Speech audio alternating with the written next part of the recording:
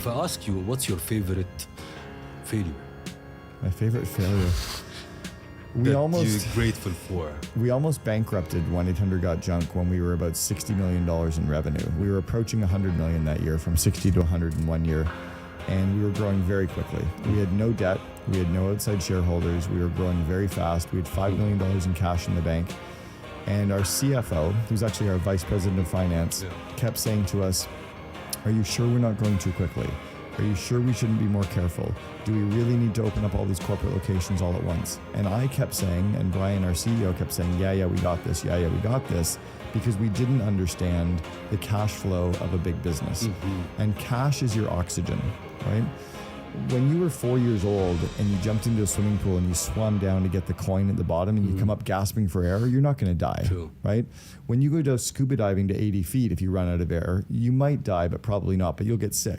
You go scuba diving to 140 feet, you run out of air, you're dead. Done. What happened to us at the 60 million mark is we ran out of oxygen. We spent our 5 million on things that we shouldn't have. We should have gone to the bank to get loans and credit lines, but we didn't understand how to run a $100 million company.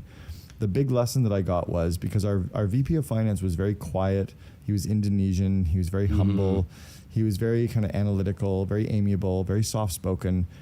We kind of just steamrolled over top of him. And the lesson I got from that was, if you're not willing to listen to your people, hire people you're willing to listen to, right? And then God gave us 2 ears and 1 mouth. We need to use them in that ratio. We need to listen twice as often as we speak.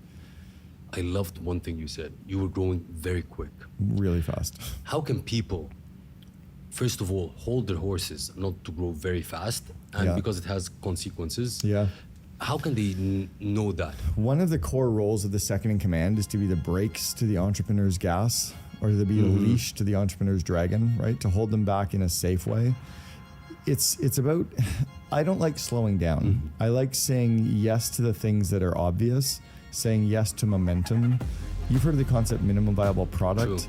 I call it minimum viable everything. Like, get it done and get it out the door, right? Like, anything that we do can be better, but how much time and energy and money do we want to spend on making everything perfect when perfect doesn't scale? Right?